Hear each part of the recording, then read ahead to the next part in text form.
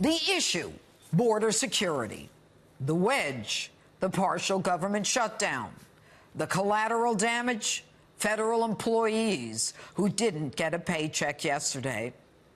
Yet they refuse to negotiate, sit for serious talks, or work for the safety and security of the American people. Their mantra? There is no crisis at our open, porous borders. Their goal? Destroy Donald Trump. And yesterday, reports are an even larger caravan is staging in Honduras, about to cause an even greater burden on our Border Patrol and the system at large. The president has shown he is capable of negotiating.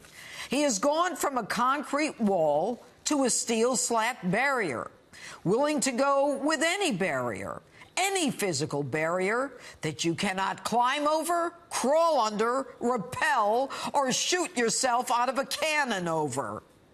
He's made concessions from $25 billion to $5 billion, from a concrete barrier to a steel one, promising more personnel, detention beds, using technology and electronics to buttress the security, and money to address the humanitarian needs. In spite of his negotiating, the Democrats refuse to budge. But curiously, there are some Democrats peeling away from the rigid, non-negotiable stance of Nancy Pelosi. Well, I can tell you we've had fencing in the past. I'm sure we will in the future. There are places where wall makes sense, but there are a lot of places where it doesn't. Some fencing, you're saying, is useful.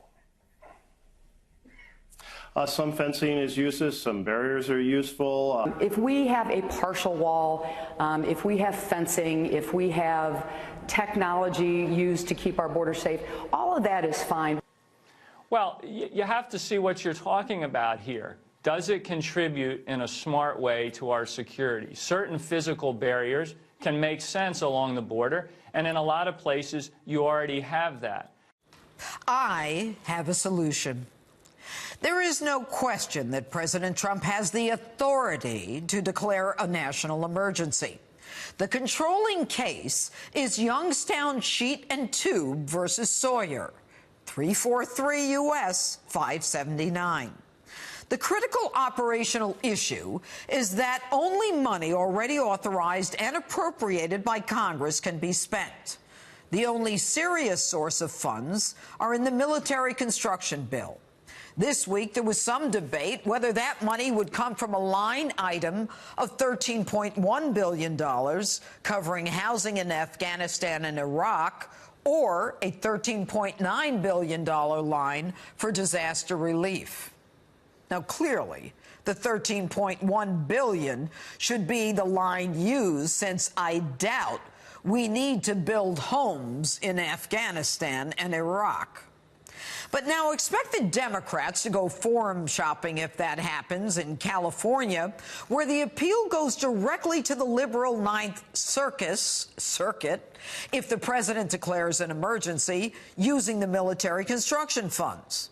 Assume they will win, but on an appeal to the Supreme Court of the United States, they will lose under Youngstown.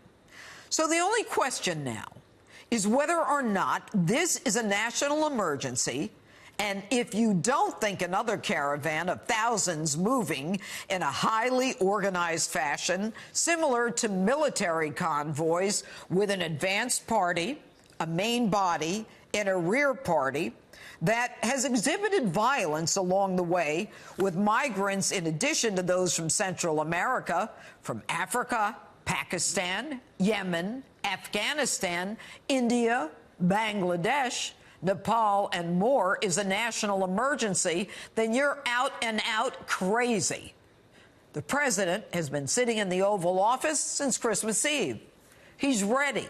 If the Democrats aren't coming to the table, the time to declare a national emergency is now. And that's my open.